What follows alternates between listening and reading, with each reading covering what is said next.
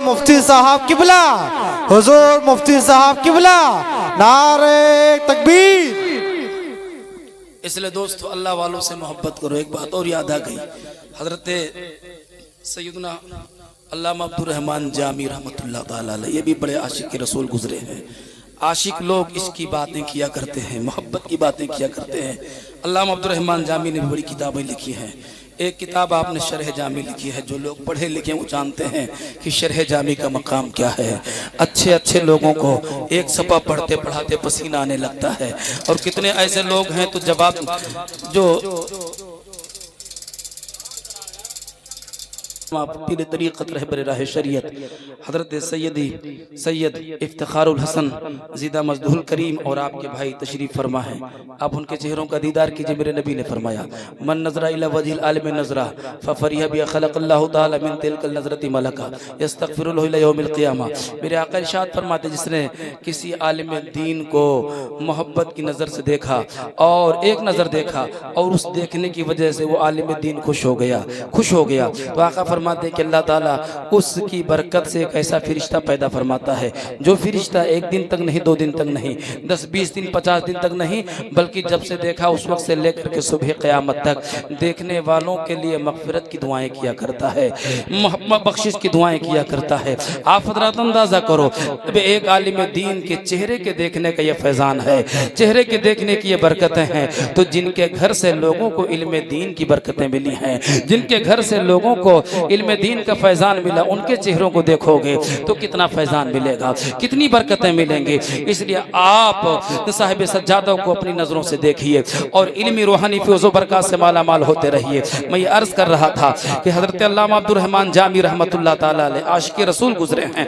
वो अपनी एक किताब बहरिस्तान जामी के अंदर लिखते हैं कि मेरे आका नबी पाक की एक हदीस पाक है। आका ने फरमाया कि एक आदमी था जो बड़ा पापी था, बड़ा निकम्मा था, नाकारा था, और कल क़यामत के दिन उसकी पेशी जब रब की बारगाह में होगी तो अल्लाह तबारक व तआला फरमाएगा, मेरे बंदे एक बात बताओ, तुम तो दुनिया से आए हो, लेकिन ये बताओ तुम्हारे नामे अमाल में है क्या कोई नेकी, कोई अमल खैर जिसकी वजह से तुम्हें बख्श दिया जाए। हज़रत अल्लामा अब्दुर रहमान जामी कहते हैं, वो ज़माने का गुनहगार बंदा, वो ज़माने का निकम्मा नाकारा बंदा रब की बारगाह में अर्ज़ करेगा, मेरे मौला तू तो अलीमुन बिज़ाति सुदूर है, तू तो खूब जानता है कि मैं तो बहुत बड़ा पापी हूँ, मेरे नामे अमाल में ईमान के अलावा कुछ भी नहीं है, लेकिन अल्लाह ताला अपने बंदे की जुबानी कहलवाना चाहेगा। मौला ताला की बारगाह में वो बंदा अर्ज़ करेगा, मेरे मौला तुझे खूब मालूम है कि मैं पापी हूँ, मेरे नामे अमाल में ईमान के अलावा कोई अमल खैर नहीं है। हज़रत अल्लामा अब्दुर रहमान जामी कहते हैं कि मेरे नबी ने फरमाया कि वो बंदा जब रब की बारगाह में ये एतराफ़ कर लेगा कि अल्लाह मेरे नामे अमाल में सिर्फ और सिर्फ ईमान है, ईमान के अलावा कोई नेक अमल नहीं है, तो अल्लाह ताला फरमाएगा, मेरे बंदे एक बात बताओ, ठीक है अल्हम्दुलिल्लाह तुम ईमान वाले हो, लेकिन तुम्हारे नामे अमाल में ईमान के अलावा कोई अमल नहीं है, ये बताओ क्या तुम्हें कोई और नेकी याद है? वो बंदा अर्ज़ करेगा, मौला नहीं याद है। तो अल्लाह ताला खुद फरमाएगा कि मेरे बंदे एक बात बताओ कि फुला एरिए में, फुला बस्ती में, फुला इलाके में मेरा एक वली रहा करता था, मेरा एक बरगुज़ीदा बंदा रहा करता था, मेरा महबूब बंदा रहा करता था। तुम उसको जानते हो कि नहीं जानते हो? उसको पहचानते हो कि नहीं पहचानते हो? अब वो बंदा एक सर्द आँख खींचेगा और अर्ज़ करेगा कि अल्लाह, ऐ मेरे परवरदिगार, जहाँ तक तेरे उस बंदे को जानने की बात है तो मैं तेरे उस वली को जानता भी था, पहचानता भी था, तेरे उस वली को जानता भी था, पहचानता भी था। इतना जब रब की बारगाह में बंदा अर्ज़ करेगा तो मेरा मौला करम फरमाएगा और फरमाएगा फिरिश्तों से, ऐ फिरिश्तों गवाह हो जाओ, यह आदमी गुनहगार तो था, यह आदमी नकारा तो था, यह आदमी मुजरिम और खतावार तो था, लेकिन चूंकि मेरे एक वली को जानता था, मेरे एक वली को पहचानता था, इसलिए फिरिश्तों गवाह हो जाओ, उस वली को जानने की वजह से मैं इसको बख्श दे रहा हूँ, इसके दर्जों को बुलंद वाला कर दे रहा हूँ। अल्लाह ताला का करम होगा, जमाने के उस गुनहगार को बख्श दिया जाएगा। मुसलमानों में कहना चाहता हूँ, कल का गुनहगार बंदा जिसके नाम अमाल में ईमान के अलावा कोई अमल खैर ना हो, वो किसी वली को जानता हो, पहचानता हो, तो वली को जानने पहचानने की वजह से बख्श दिया जाए। तो अगर आज हम और आप रात अल्लाह वालों से मोहब्बत करें, बुजुर्गान दीन से मोहब्बत करें, सादाते किराम से मोहब्बत करें, तो हमारा ईमान कहता है कि अल्लाह हमें भी बख्श देगा, हमारे भी दर्जों को बुलंदो बाला फरमाएगा। तभी तो कहने वालों को कहना पड़ा, निगाहे वली में वो तासीर देखी, निगाहे वली में वो तासीर देखी, बदलती हजारों की तकदीर देखी। पढ़िए दुरूद शरीफ, अल्लाहुम्मा सल्ली अला सय्यदना मौलाना मुहम्मद बारिक वसल्लम, सलातु सलामुन अलैका रसूलल्लाह, सलातु सलामुन अलैका हबीबल्लाह, सलातु सलामुन अलैका नबी अल्लाह सल्लल्लाहु ताला अलैहि वसल्लम। हज़रात गिरामी, कुछ लोग तो ये सोचते हैं कि हम उसी से मुरीद होंगे जो करामत दिखाए, हम उसी से मुरीद होंगे जो हवाओं में उड़े, हम उसी से मुरीद होंगे जो बड़े बड़े बाल रखे, वो हम उसी से मुरीद होंगे जो एक के बाद दीगरे करामतों का सिलसिला दिखाता रहे।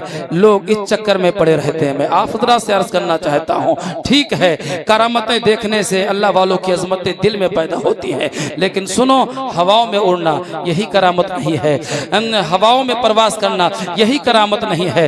एक आंख बंद, दोनों आंख बंद करवा करके आन की आन में यहाँ से कहीं और पहुँच जाना यही करामत नहीं है, बल्कि इससे बढ़कर के करामत हम और आप हज़रात के पीर सैयदना सरकार गौसुल आज़म फरमाते, अक़रबुत तुरुक़ इलल्लाहि अज़्ज़ा व जल अल इस्तिमसाक बिउर्वति शरिया व लुज़ूम कानूनुल उबूदिया।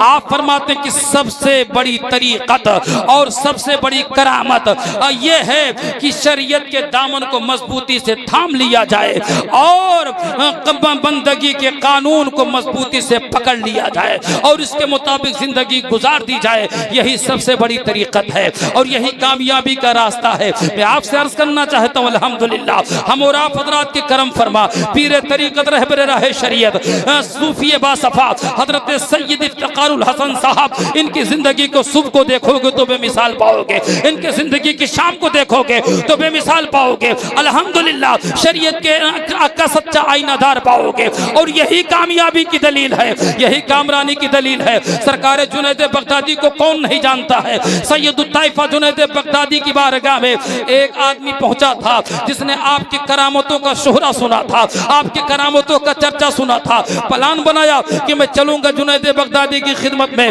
और उनसे मुरीद हो जाऊंगा, लेकिन जब कोई करामत देखूंगा तब मुरीद होऊंगा। अब इस इरादे को लेकर के चला, सरकार जुनैद बगदादी की खिदमत में पहुंचा भी। अब सरकार जुनैद बगदादी जान रहे हैं कि आने वाला किस मकसद से आ रहा है। सरकार जुनैद बगदादी ने तय कर लिया कि जब ये करामत देख करके मुरीद होना चाहता है तो मैं इसके सामने कोई करामत न दिखाऊंगा, कोई करामत न दिखाऊंगा। जबकि कई करामतें आपकी मशहूर हैं, मुसल्ले को पानी के ऊपर बिछा देना और उस पर खड़े होकर के नमाज पढ़ लेना और मुसल्ले का भीगना नहीं, पैर का भीगना नहीं, और मुसल्ले पर सवार होकर के दरिया के इस पार से उस पार चले जाना, ये जुनैद बगदादी की करामत मशहूर है।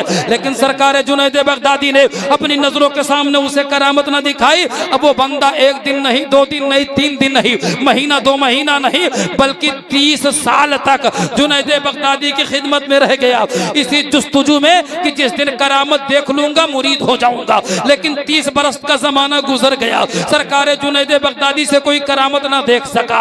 अब जब एक दिन उसने ये सोचा कि 30 साल का जमाना तो गुजर गया, 30 बरस का जमाना तो गुजर गया, अब पता नहीं जिंदगी कुछ वफा करे या ना करे। जिस मकसद के लिए आया था मकसद पूरा ना हुआ, चलो मैं कोई और दर देखूं और वहां पे मुरीद हो जाऊं, वरना यही देखते देखते जिंदगी तमाम हो जाएगी और मेरा कोई मुर्शिद नहीं होगा, मेरा कोई पीर नहीं होगा। इसलिए अब उसने अपना सामान बांधा, रखते सफर बांध करके तैयारी की। जब जाने लगा तो सोचा कि चलो आखिरी बार है, कम से कम सरकार जुनैद बगदादी से सलाम करके मुसाफा करके मैं चला जाऊं। सामान को बांध करके रख दिया, सरकार जुनैद बगदादी की खिदमत में पहुंचा। सरकार जुनैद बगदादी पूछते कहाँ का इरादा है, कहाँ की तैयारी है। कहने लगा हुजूर अब मैं जा रहा हूँ, इजाजत आप दे दीजिए मैं जा रहा हूँ। सरकार जुनैद बगदादी मुस्कुरा करके फरमा रहे हैं कि तुम आए थे अब तक मेरे यहाँ रहे, लेकिन तुमने मेरे आने का, अपने आने का मकसद न बताया, अपने आने का मुद्दा न बताया,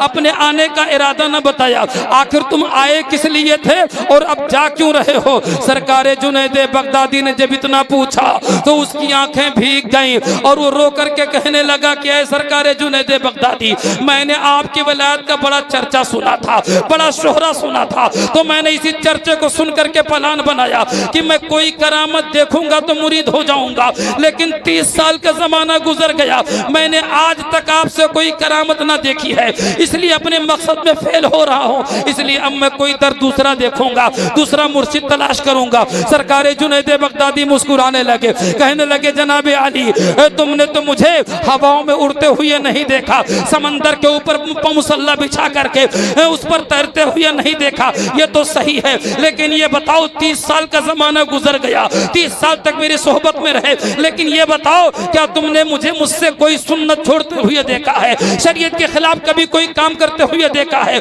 मुस्तहब के खिलाफ कोई काम करते हुए देखा है? इतना सुनना था उसकी आंखें भीग गई, कहने लगा हुजूर ये तो बात जरूर है, 30 साल का जमाना गुजर गया, मैंने अपनी नजरों से कभी आपको सुन्नत छोड़ते हुए नहीं देखा, कभी नफल छोड़ते हुए नहीं देखा, कभी मुस्तहब छोड़ते हुए नहीं देखा, कभी खिलाफ शरा कोई काम करते हुए नहीं देखा। तब सरकार जुनैद बगदादी फरमाते कि शख्स सुन ले, यही सबसे बड़ी करामत है, यही सबसे बड़ी कामयाबी है, यही सबसे बड़ी कामयाबी है। इसलिए मैं आपसे अर्ज करना चाहता हूं, अगर पीर तलाश करना हो तो ये मत देखो कि हवाओं में उड़ता है कि नहीं उड़ता है, आप ये देखो कि नबी की सुन्नतों का पाबंद है कि नहीं है, शरीयत का पासदार है कि नहीं है। अगर वो शरीयत का पासदार है तो उसके दामने करम से वाबस्ता हो जाओ, इंशाअल्लाह यहाँ भी कामयाब हो जाओगे और इंशाअल्लाह वहाँ भी कामयाब। वाह वाह वाह, सुभान अल्लाह, जिंदाबाद। पढ़िए दुरूद शरीफ, अल्लाहुम्मा सल्ली अला सय्यदना मौलाना मुहम्मदिन बारिक वसल्लम, सलातु वसलामुन अलैका या रसूलल्लाह, सलातु वसलामुन अलैका हबीबल्लाह, सलातु वसलामुन अलैका नबी अल्लाह सल्लल्लाहु तआला अलैहि वसल्लम। हज़रात किरामी, बात आ गई अल्लाह वालों की सोहबत की। अगर किसी को अल्लाह वालों की सोहबत मिल जाए तो मोमिन है, काफिर भी उसकी भी तकदीरों के फैसले हो जाया करते हैं और उसे भी कामयाबी कामरानी मिल जाया करती है अगर अल्लाह वालों की सोहबत नसीब हो जाए। इसलिए बुजुर्गों से आप वाबस्ता रहो, उनके दर से वाबस्ता रहो, इंशाअल्लाह यहाँ भी कामयाब रहोगे, वहाँ भी कामयाब रहोगे।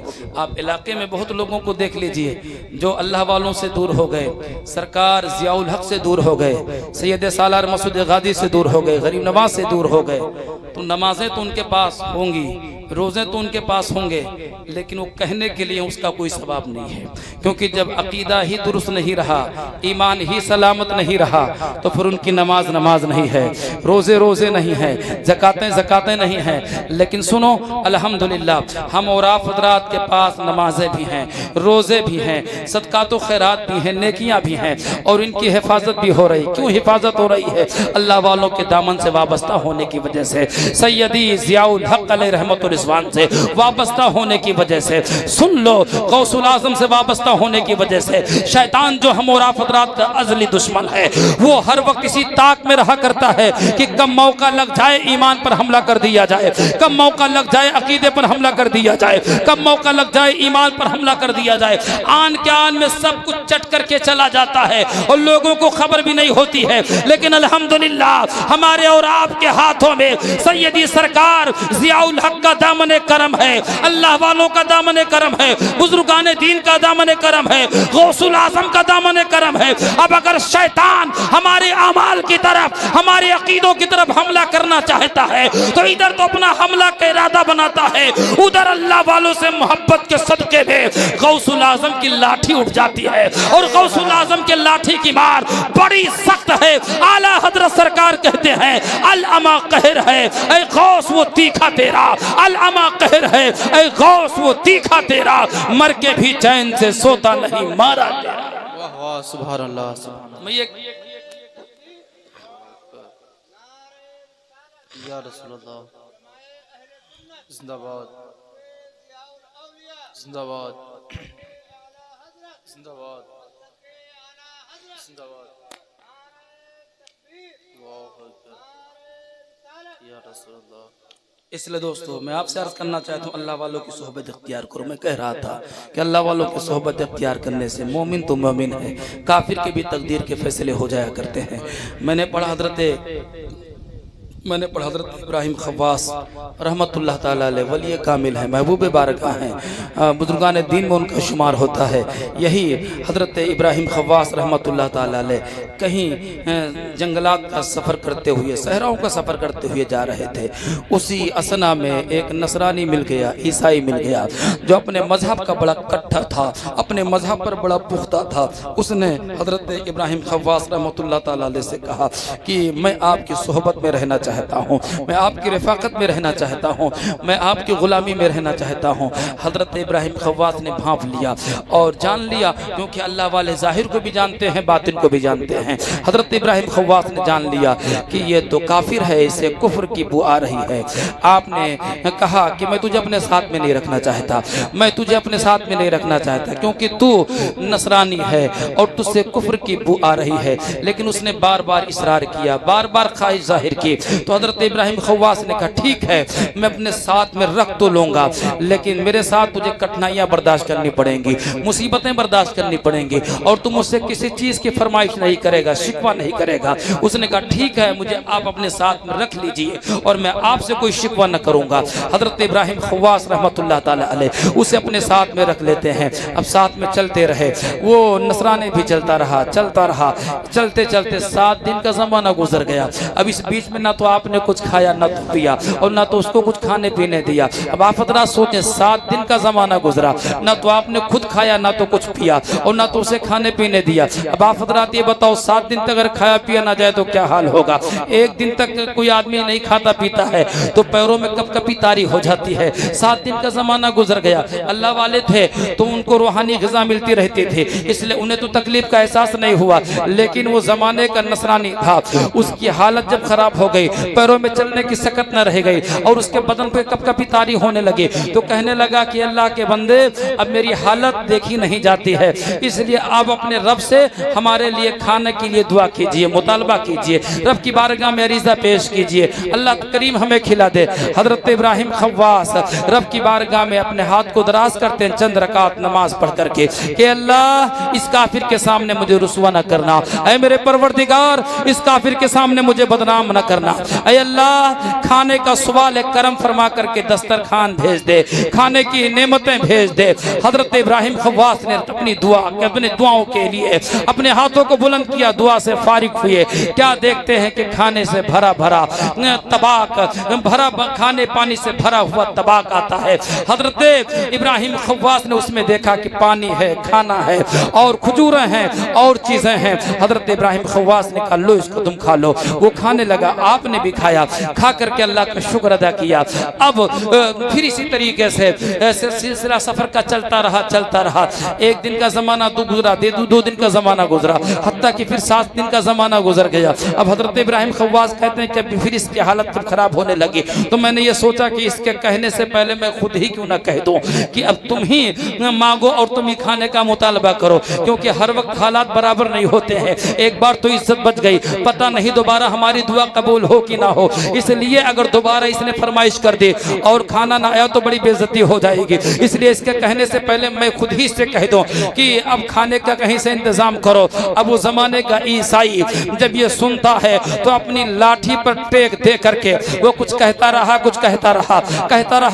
कुछ देर के बाद में देखा गया कि अभी इससे पहले जो खाने का तबक आया हुआ था वो तो एक दस्तरखान था, लेकिन अब तो 2-2 दस्तरखान आ रहे हैं जिसमें तरह तरह के मेवे हैं, तरह तरह के खाने पीने की चीजें हैं। हजरत इब्राहिम खव्वास से उसने कहा अल्लाह के वली आप इसको खाइए, आप इसमें से तनाउल फरमाइए। हजरत इब्राहिम खव्वास कहते हैं कि ये तो इस्तिदराज का खाना है, तू तो मुसलमान है नहीं, तुझसे करामत का सुदूर हो नहीं सकता है और तू काफिर है और तुझसे खर के आदत जो भी काम सादिर होगा वो इस्तिदराज ही है और इस्तिदराज का खाना मैं खा नहीं सकता हूँ, ये मेरे लिए हलाल नहीं है। हजरत इब्राहिम खव्वास की इतनी बातों को सुन करके जमाने के ईसाई ने कहा था कि अल्लाह के वली आप खाइए तो पहले, उसके बाद में बताऊं ये इस्तिदराज का खाना है कि नहीं है। मैं आपको 2 खुशखबरी सुनाऊंगा तो मुझसे सुनाऊंगा। हजरत इब्राहिम खव्वास कहते हैं बोल वो कौन सी 2 खुशखबरियां है। वो कहने लगा कि पहली खुशखबरी तो यह है कि मैंने जो ये खाना मंगाया है तो इसमें किसी और का नाम नहीं लिया है, बल्कि मैंने रब की बारगाह में यही अरीजा पेश किया, ऐ अल्लाह अगर मजहब इस्लाम दुरुस्त है, मोहम्मद रसूलुल्लाह अल्लाह के सच्चे रसूल और सच्चे नबी हैं, तो अल्लाह उन्हीं के सदक़े में हमारे लिए खाना भेज देते कि हमारी जान बच जाए, हमारी जान बच जाए। जब खाना आ गया तो हमें यकीन हो गया कि अल्लाह तबारक व तआला ने मोहम्मद रसूलुल्लाह का मर्तबा बहुत ही बुलंद वाला किया है और वो सच्चे नबी हैं। इसलिए इब्राहिम खव्वास सुनो, अब मैं आपके सामने तौबा करता हूँ, अपने धर्म को छोड़ करके, नसरानियत को छोड़ करके मोहम्मद रसूलुल्लाह का लाया हुआ कलमा पढ़ता हूँ। चुनांचे उसने कलमा पढ़ा, अशहदु अल्ला इलाहा इल्लल्लाह व अशहदु अन्ना मुहम्मद रसूलुल्लाह। कलमा शहादत पढ़ करके मुशर्रफ इस्लाम हो गया। उसके बाद में कहा कि इब्राहिम खव्वास सुनो, मैंने दूसरा वसीला जो पेश किया था ये खाना मंगाने के लिए, तो उसमें कुछ और नहीं कहा था, बल्कि ये कहा था कि अल्लाह ये मेरे जो रफीक सफर है, मेरे जो साथी हैं इब्राहिम खव्वास, अगर इनका मर्तबा तेरी बारगाह में बुलंद है और इनका कुछ मकाम है तेरी बारगाह में और तेरी बारगाह से ने कुछ हिस्सा मिला हुआ है, तो अल्लाह इसके सदके में मुझे खाना भेज दे। ऐ मेरे माँ, ऐ मेरे अल्लाह, मेरे साथी सुन लो, मेरे करीम मौला ने जब खाना भेज दिया तो मुझे यकीन हो गया कि जहां मजहब इस्लाम दुरुस्त है वहीं पर आप अल्लाह के वली हैं, वली कामिल हैं। मुसलमानों, अब उसको कलमा की तौफीक मिल गई, मुशर्रफ इस्लाम हो गया और अल्लाह का करम हुआ कि वो सिर्फ मुसलमान ही नहीं बल्कि वक्त का वली कामिल बना दिया गया, खाने काबा के हक से मुशर्रफ हुआ। मैं कहना चाहता हूँ उस जमाने के ईसाई को, उस जमाने के नसरानी को यह मर्तबा कहाँ से मिला, तो आपको कहना पड़ेगा अल्लाह वाले की सोहबत इख्तियार करने से, अल्लाह वाले की रफाकत इख्तियार करने से। मैं कहना चाहता हूँ कल का नसरानी ईसाई अगर अल्लाह के वली की सोहबत इख्तियार कर ले तो वो मोमिन हो सकता है, वली कामिल हो सकता है। तो आज अगर हम और आप हज़रात सैयदी ज़ियाउल हक अलैहि रहमतुर रिज़वान के आस्थाने से वाबस्ता हो जाए, उनके खानदान के चश्मो चराग से वाबस्ता हो जाए, तो हमारा ईमान कहता है कि अल्लाह हमें भी बख्श देगा, हमारे भी दर्जों को बुलंद वाला कर देगा। तभी तो कहने वालों को कहना पड़ा, निगाहे मर्दे मोमिन से बदल जाती है तकदीरें, निगाहे मर्दे मोमिन से बदल जाती है तकदीरें, जो हो ज़ौक़ यकीन पैदा तो कर जाती है संजी। नारे तकबीर, नारे रिसालत, मसलके आला हजरत, उर्से मुक़द्दस, उर्से मुक़द्दस, हुजूर मुफ्ती साहब किबला, हुजूर मुफ्ती साहब किबला, नारे तकबीर, नारे रिसालत। दुरूद शरीफ पढ़िए, अल्लाहुम्मा सल्ली अला सय्यिदना मौलाना मुहम्मदिन वबारिक वसल्लिम, सलातु वस्सलामु अलैका या रसूलल्लाह, सलातु वस्सलामु अलैका हबीबल्लाह, सलातु वस्सलामु अलैका नबी अल्लाह सल्लल्लाहु तआला अलैहि वसल्लम। इसलिए मैं आपसे गुजारिश करूंगा अल्लाह वालों के दामन करम से वाबस्ता रहिए और उनके बताए हुए तरीक़ों पर अमल कीजिए। मैंने आपसे शुरू में कहा कि अल्लाह वालों का मर्तबा कहाँ से मिला। अल्लाह वालों ने अल्लाह तबारक व तआला के अहकाम पर अमल किया, कुरान और हदीस की फरामीन पर अमल किया। अल्लाह ने करम फरमा करके उनके रुतबों को बुलंद किया कि कल भी उनका नाम बुलंद था, आज भी उनका नाम बुलंद है और हमेशा तक उनका नाम बुलंद रहेगा। हम और आप हज़रात भी उनके मिशन पर चलते हुए 5 वक्त नमाजों की पाबंदी करें, रोज़ों की पाबंदी करें, अपने मालों की ज़कात दें, अपने आप को झूठ, गीबत, चुगलखोरी से बचाएं, छोटे बड़े गुनाहों से बचाएं। इंशाअल्लाह कामयाबी और कामरानी हमारे कदमों को चूमेगी। आज हमारे और आपके समाज में कितने ऐसे नौजवान हैं जिनका हाल यह है कि वो नारा तो लगाएंगे गौस का दामन नहीं छोड़ेंगे, नारा तो लगाएंगे कि सैयद ज़ियाउल हक का दामन नहीं छोड़ेंगे, नारा तो लगाएंगे सैयद सालार मसूद गाजी का दामन नहीं छोड़ेंगे, लेकिन बाद में वो बड़ा गलत काम किया करते हैं, जबकि वो अल्लाह वालों का दामन नहीं होता बल्कि वो शैतानों के दामन को पकड़ करके वो गलत काम किया करते हैं। अल्लाह हमारे समाज और माशरे के लोगों को सही समझ अता फरमाए। आपको पता है आज से 15-20 साल पहले अपने समाज और माशरे में कोई ऐसा नहीं होता था कि कोई शराब पिए, कोई बियर पिए और लोग उसके साथ कोई खिलाफ कोई अच्छा सुलूक करे, ऐसा नहीं होता था। अगर किसी के बारे में पता भी चल जाता था कि कोई शराब पी रहा है तो लोग उसका इतना सख्त बाइकाट किया करते थे कि उसको छठी का दूध याद आ जाया करता था।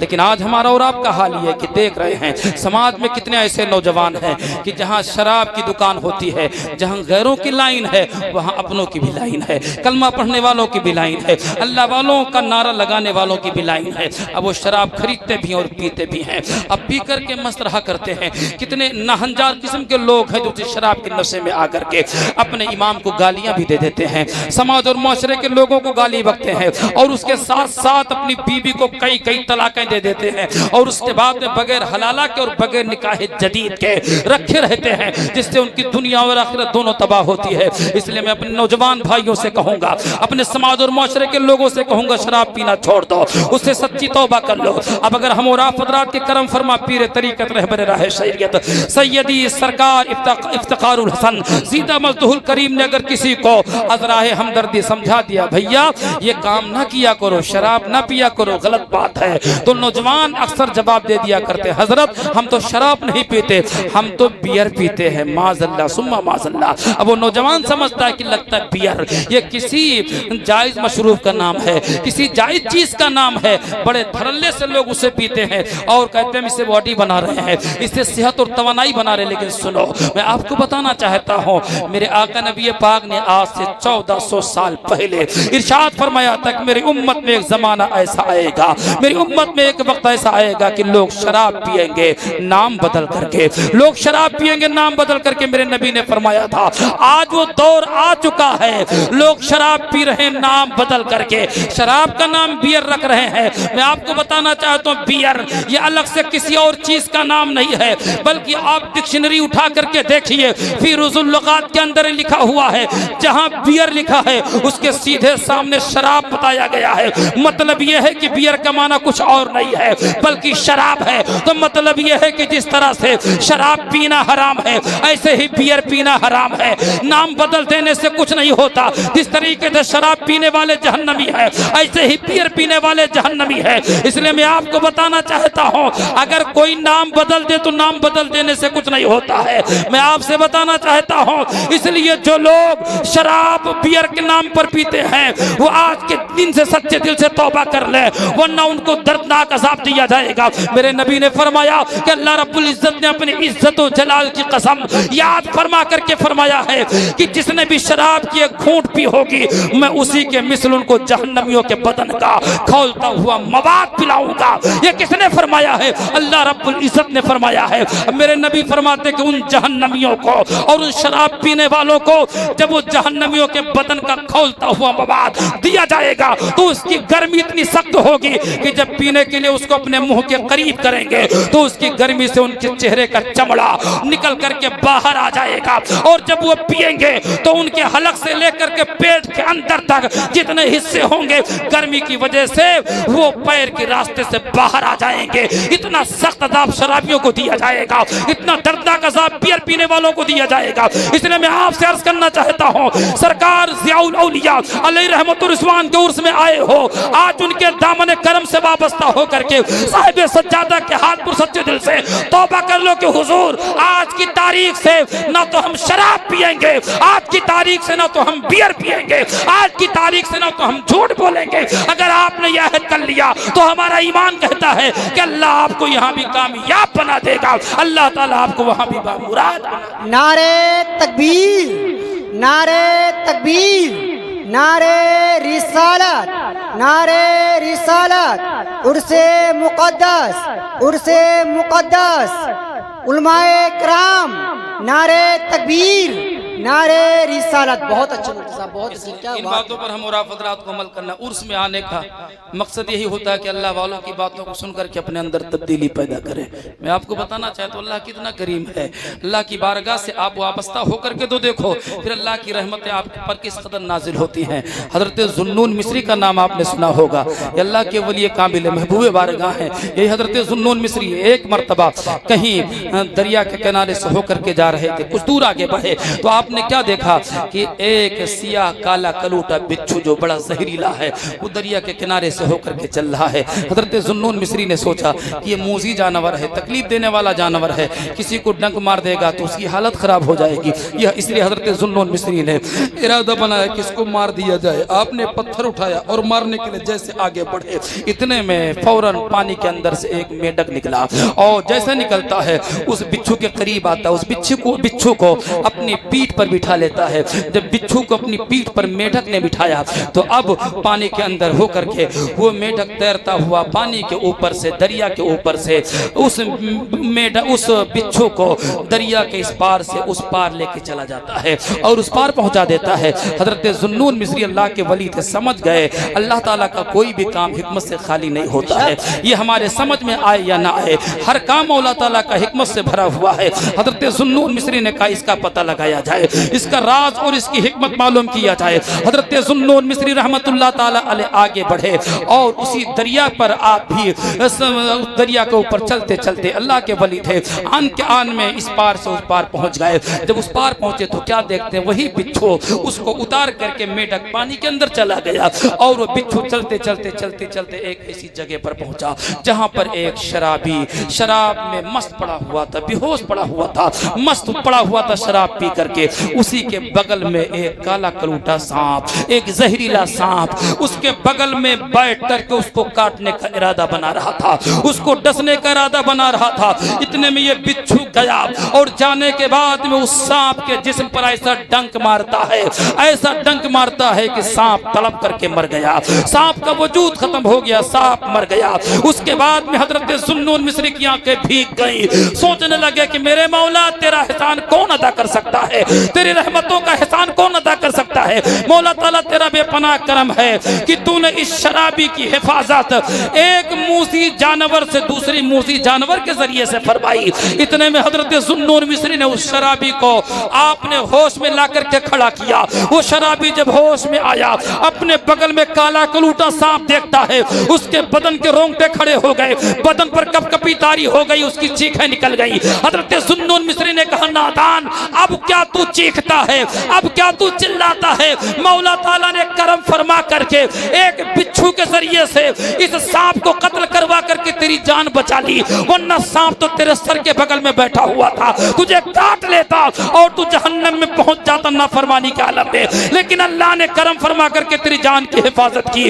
इतना सुनना था वो शराबी, इतना रोता है और रब की बारगाह में अर्ज करता मेरे मौला, जब तेरा करम तेरे नाफरमान बंदे पर है इतना बड़ा, तेरे नाफरमान बंदे पर इतना बड़ा करम है कि तूने मेरी जान की हिफाजत की, तूने मुझ पर करम फरमाया, तो है मेरे मौला जिस दिन से मैं तेरा फरमा बरदार बन जाऊंगा, तेरे अहकाम पर अमल करने वाला हो जाऊंगा, तेरा करम फिर मेरे ऊपर कितना होगा। फौरन उसने अहद किया कि आज की तारीख से मैं शराब नहीं पीऊंगा, आज की तारीख से गुनाह नहीं करूंगा। अल्लाह ने करम फरमा करके उसके मर्तबे को बुलंद कर दिया। मुसलमानों में कहना चाहता हूं, आज अगर आप तौबा कर ले साहिब सज्जादा के हाथ पर, हम तौबा कर ले साहिब सज्जादा के हाथ पर, तो इंशाअल्लाह हमारी दुनिया भी कामयाब हो जाएगी और इंशाअल्लाह हमारी आखिरत भी कामयाब।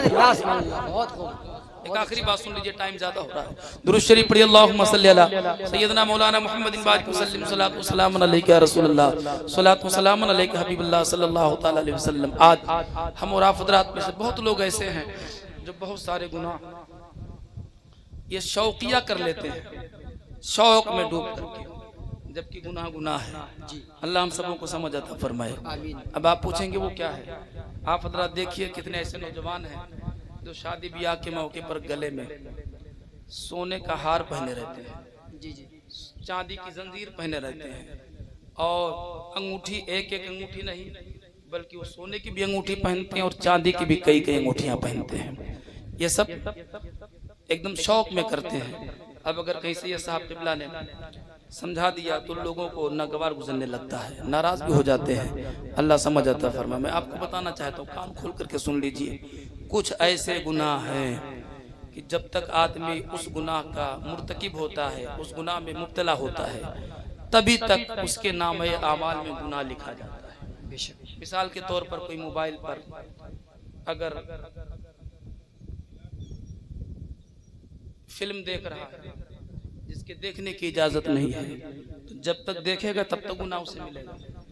इसी तरीके से कोई आदमी कहीं चोरी कर रहा है, जब तक चोरी करेगा तभी तक उसको गुनाह मिलेगा और उसके नाम अमल में गुनाह लिखा जाएगा। इसी तरीके से अगर किसी ने झूठ बोला, जब तक वो झूठ बोलेगा तभी तक उसका गुनाह लिखा जाएगा। लेकिन कुछ ऐसे गुनाह हैं कि गुनाह का मीटर चलता ही रहता है, आप चाहे चलते रहो तब भी चलता रहेगा। आप सोते रहो तब भी गुनाह का मीटर चलता ही रहेगा।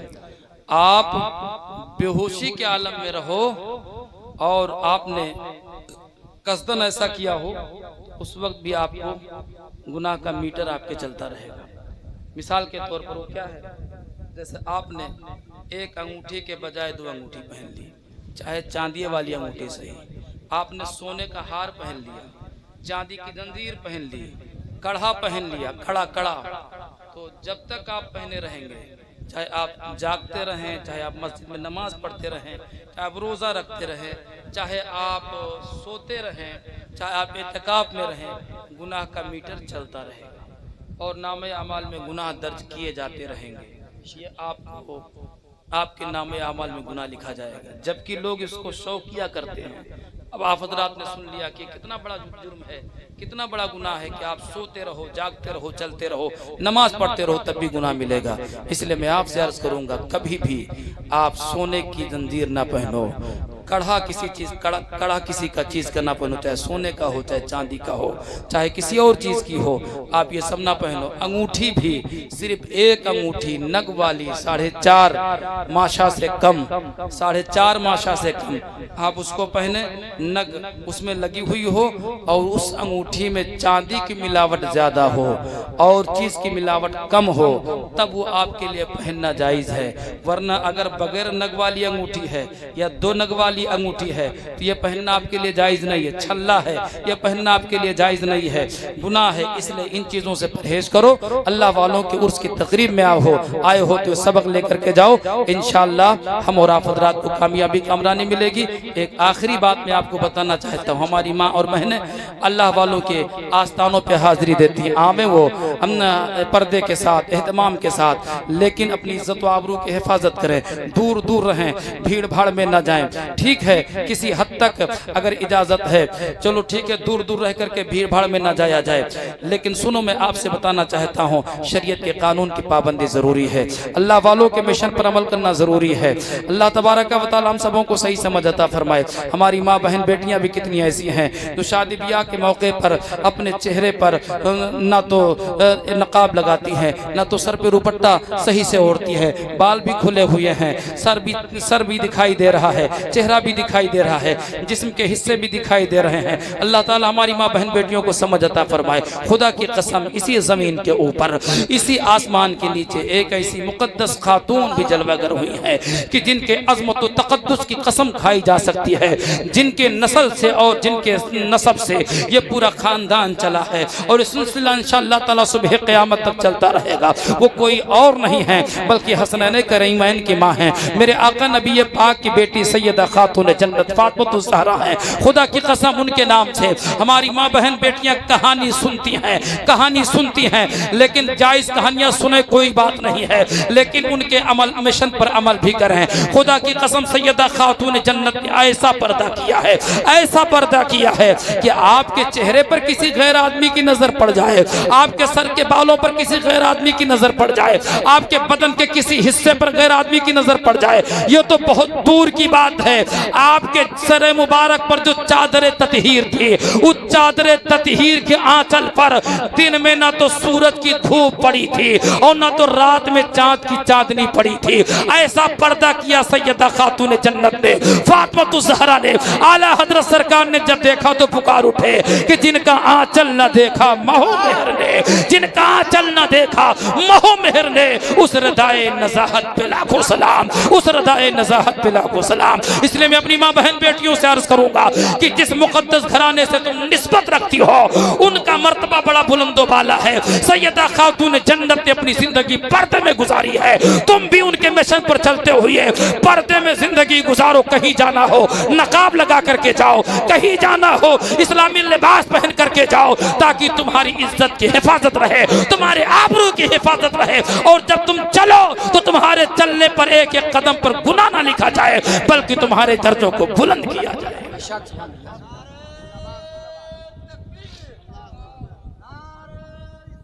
या रसूलुल्लाह, जिंदाबाद जिंदाबाद जिंदाबाद जिंदाबाद जिंदाबाद। एक आखिरी बात और सुन लीजिए, हम और आप हजरात जो आज गुनाहों के दलदल में फंसते जा रहे हैं, इसकी एक बड़ी वजह यह भी है कि आज जहां हम और आप हजरात अल्लाह वालों से दूर होते हैं, वहीं पर हम और आप हजरात कुरान और हदीस की तालीमात से भी दूर होते हुए नजर आ रहे हैं। जी जी। आप कितने लोगों को देखते हैं कि अपने बच्चों को सही से कुरान हदीस की तालीमात देना ही नहीं चाहते। अल्लाह तबारक व तआला सबों को सही समझ अता फरमाए। गरीब तबके के लोग हैं, वो तो ये चाहते हैं कि हमारा बच्चा हाफिज बन जाए, आलिम बन जाए, कारी बन जाए। वो कहीं से मेहनत मजदूरी करके मदरसों में, दारुलूम में भेजते हैं। लेकिन अल्लाह ताला जिनको थोड़ा सा नवाज देता है दुनियावी एतबार से, तो वो फिर अपने बच्चों को मदरसे में नहीं एडमिशन करवाना चाहते, इंग्लिश मीडियम से कॉलेज तलाश करेंगे जहाँ वंदे मातरम पढ़ाया जाता है, टाई लगाने का पैगाम दिया जाता है, खड़े खड़े पेशाब करने का पैगाम दिया जाता है, वहाँ करवाएंगे। अब वहाँ शुरू ही से जब आपका बच्चा पढ़ेगा तो जाहिर सी बात है उनके कल्चर को सीखेगा, उनकी तरबियत और उनके तरीक़ों को सीखेगा। इसलिए मैं आपसे बताना चाहता हूँ, मैं ये नहीं कहूँगा अपने बच्चों को अंग्रेजी ना पढ़ाओ, पढ़ाओ, हिंदी ना पढ़ाओ, पढ़ाओ, साइंस ना पढ़ाओ, पढ़ाओ, मैं इस पर मना नहीं करूँगा, पढ़ाओ। लेकिन उससे पहले अपने बच्चों को कुरान इतना पढ़ा दो, दीन इतना पढ़ा दो, शरीयत इतना पढ़ा दो, ताकि आपका बच्चा जब उनके बीच में जाए, उनके माशरे में जाए, उनके समाज में जाए और गैरों के बीच में जाए, तो उनकी बातों को सुन करके उनकी बोली ना बोले और उनके रंग में रंगता ना जाए, बल्कि उनके बीच में भी जा करके कुरान और हदीस की तालीमात की तबलीग करे, अल्लाह वालों के मिशन की तबलीग करे और शरीयत के कानून पर अमल करे। इस तरीके से अपने बच्चों को आप दीन पढ़ा दो, तब इस तरीके से आपका बच्चा जब आपके बीच में रहेगा तब भी कामयाब रहेगा और उनके बीच में रहेगा तब भी कामयाब। सुभान अल्लाह, क्या बात है हज़रत, बहुत अच्छी। वरना ईमान चला जाएगा पता तक। बेशक अल्लाह तबारक व तआला हम सबों को समझ अता फरमाए। खानदान जिनसे आप हजरात वाबस्ता हैं, इनका चर्चा क्यों चल रहा है? इन्होंने अपनी जिंदगी कुरान और हदीस के तालीमात के लिए वक्फ कर दिया है, अल्लाह उसके रसूल की बातों को पहुंचाने के लिए वक्फ कर दिया है। तब जमाना इनका खुतबा पढ़ रहा है, कामयाबी कामरानी इनके कदमों को चूमती हुई नजर आ रही है। इसलिए मैं आपसे अर्ज करूंगा, अपने बच्चों को दीन पढ़ाओ और अपने बच्चों को दुनिया भी पढ़ाओ, इंशाअल्लाह कामयाबी कामरानी मिलेगी। आखिरी बात मैं बताना चाहता हूँ, सादात महरारा का यह पैगाम जो हम और आप हज़रात के मरकज़ अक़ीदत में उन्होंने पैगाम दिया था कि आधी रोटी खाइए, बच्चों को पढ़ाइए। आप 2 टाइम के बजाय 1 टाइम खाइए, 1 रोटी के बजाय आधी रोटी खाइए, लेकिन अपने बच्चों को दीन जरूर पढ़ाइए, अपने बच्चों को कुरान जरूर पढ़ाइए, अपने बच्चों को मजहब जरूर पढ़ाइए। खुदा की कसम, आपका बच्चा अगर दीन पढ़ लेता है तो जमीन के ऊपर तो खुद भी कामयाब रहेगा और उसके सदक़े में आप भी कामयाब हो जाएंगे। जमीन के नीचे चला जाएगा तो वो खुद भी कामयाब होगा और उसके बगल में दफन होने वाले लोग भी कामयाब हो जाएंगे। मेरे नबी की हदीस पाक है, आका ने इरशाद फरमाया, जिस बंदे के कदम इल्म दीन के रास्ते में गर्द आलूद हो गए, यानी इल्म दीन हासिल करने के लिए जो बंदा निकला और उस रास्ते में उसके पैरों में गर्दो गुबार लग गए, तो अल्लाह इल्म दीन हासिल करने की बरकत से उसके जिस्म को जहन्नम की आग पर हराम फरमा देगा। जहन्नम की आग उसके जिस्म को न जलाएगी। इसी पर बस और इक्तिफा नहीं, बल्कि ऐसा तालिबे इल्म, ऐसा बंदे मोमिन जो इल्म दीन पढ़ने के लिए निकल रहा है, ऐसी बच्ची जो इल्म दीन पढ़ने के लिए निकल रही है, उसके जिस्म को अल्लाह ताला जहां जहन्नम के ऊपर हराम फरमाएगा, वहीं पर अल्लाह के फरिश्ते उसके लिए मग़फ़िरत की दुआएं करेंगे, बख्शिश की दुआएं करेंगे। और जब उसका इंतकाल होगा तो वो आम लोगों की तरह दुनिया से नहीं जाएगा, बल्कि शहीद होकर के दुनिया से जाएगा, शहादत का मर्तबा पा करके जाएगा। और इसी पर बस और इक्तिफा नहीं, मेरे आका फरमाते, जब वो बंदा इंतकाल करे और इंतकाल के बाद जिस कब्रिस्तान में दफन किया जाए, तो अल्लाह ताला उसकी कब्र को इल्म दीन की बरकत से, कुरान और हदीस के तालीमात की खिदमत की बरकत से, तबलीग की बरकत से अल्लाह ताला उसकी कब्र को तो रोशन कर ही देगा, लेकिन उसके सदक़े में अल्लाह ताला उस बंदे के कब्र के सिरहाने 40 कब्र वालों को, बाएं ताने 40 कब्र वालों को, दाहिनी तरफ 40 कब्र वालों को, बाएं तरफ 40 कब्रों को, यानी चारों तरफ से 40 कब्रों को रोशन कर देगा और उनको बख्श करके जन्नत की बहारें अता फरमा देगा। ये कामयाबी कहां से मिल रही है? इल्म दीन हासिल करने से, कुरान और हदीस की तबलीग करने से। इसलिए दोस्तों, अपने बच्चों को आप दीन पढ़ाओ, बच्चियों को दीन पढ़ाओ। इसमें आपकी इज्जत की भी हिफाजत है, ईमान की भी हिफाजत है, अमाल की भी हिफाजत है। इंशाअल्लाह आप भी बख्शे जाओगे और आपके बच्चे जिनको इल्म दीन पढ़ करके सिखाएंगे उनका फैजान आपको मिलेगा और जो लोग पढ़ाते रहेंगे उनको उसका फैजान मिलता रहेगा। बेशक सुभान अल्लाह ताला सबों को कामयाबी अता फरमाए, बुजुर्गों के मिशन पर अमल करने की तौफीक अता फरमाए।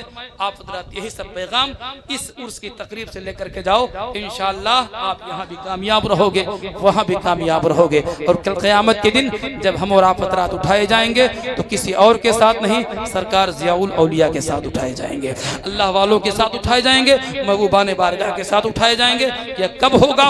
जब इनके मिशन पर हम सही मानों में अमल करेंगे। अल्लाह की बारगाह में दुआ है मौला इस महफिल नूर को कबूल व मकबूल फरमाए।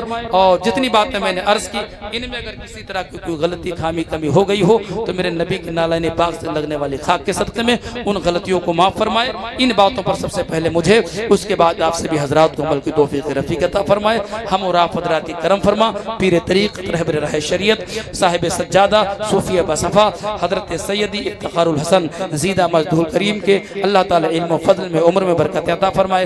आपके भाई साहब जो जलवागर हैं, अल्लाह ताला उनके इल्म फज़ल में बरकत अता फरमाए। हमारे करम फरमा मुस्लिह कौम मिल्लत मुहिब्बे गिरामी वक़ार हजरत सैयद हजरत अल्लामा सैयद एजाजुल हसन साहब जो हमारे इलाके में दीनी खिदमत अंजाम दे रहे हैं, अल्लाह ताला इनके इल्म में अमल में उम्र में बेपनाह बरकत अता फरमाए। खिदमत दीन मतीन करने की सबों को तौफीक रफ़ीक अता फरमाए। वाखिर दावाना अनिल हम्दुलिल्लाहि रब्बिल आलमीन। अस्सलाम वालेकुम।